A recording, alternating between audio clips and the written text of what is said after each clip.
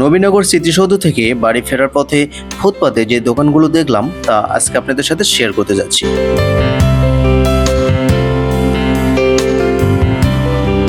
ফুটপাতের এই দোকানগুলো দেখলে আপনি সত্যিই অবাক হয়ে যাবেন।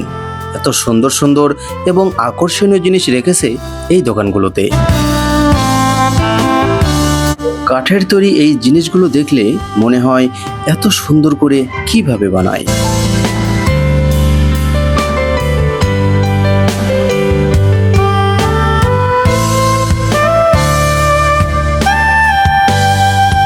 ছোট বাচ্চাদের জন্য অনেক ধরনের পুতুলও পাওয়া যায় এই জায়গাতে।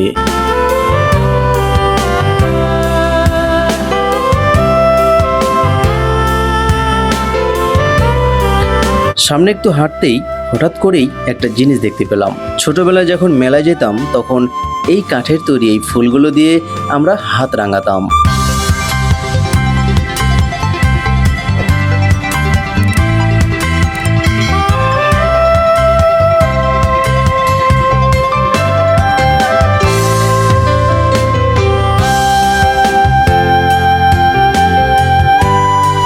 যতই বিকেল হচ্ছে ততই লোকজন জমজমাটভাবে চলে আসতেছে এই স্মৃতিসৌধ দেখার জন্যে।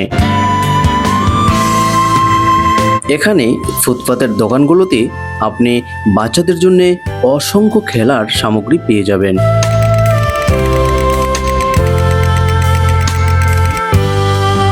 তো চলুন বন্ধুরা, আমরা সামনের দিকে এগোই আর দেখি কি কি জিনিস পাওয়া যায় এই ফুটপাতের দোকানগুলোতে।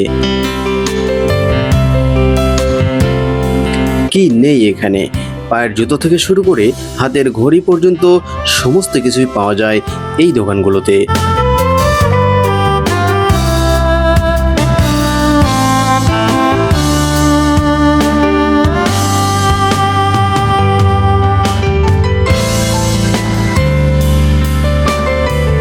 আপনারা যারা নবীনগর স্মৃতিসৌধে এখনও আসেননি তারা অবশ্যই এখানে আসবেন এবং যদি কোনো কিছু কেনাকাটার প্রয়োজন পড়ে এই ফুটপাতগুলো থেকে অল্প দামের মধ্যেই অনেক সুন্দর সুন্দর আকর্ষণীয় জিনিস কিনে নিতে পারবেন।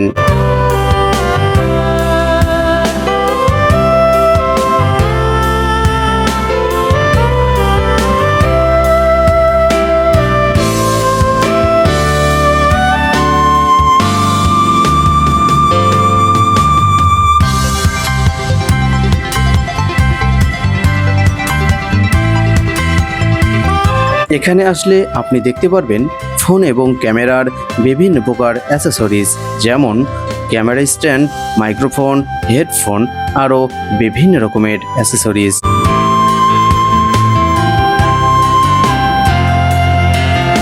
পোশাকপাতির যেন কোনো অভাবই নেই এখানে। ছোট থেকে বড় পর্যন্ত ছেলে এবং মেয়ে উভয়েরই পোশাক পেয়ে যাবেন এই ফুটপাতগুলোতে।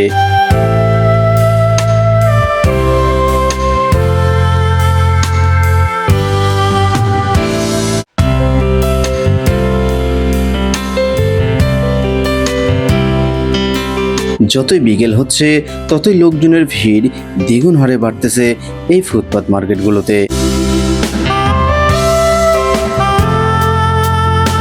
আর এখানে যদি আপনি আসতে চান তাহলে শুক্রবারে অথবা বিশেষ কোনো ছুটির দিন আসতে হবে।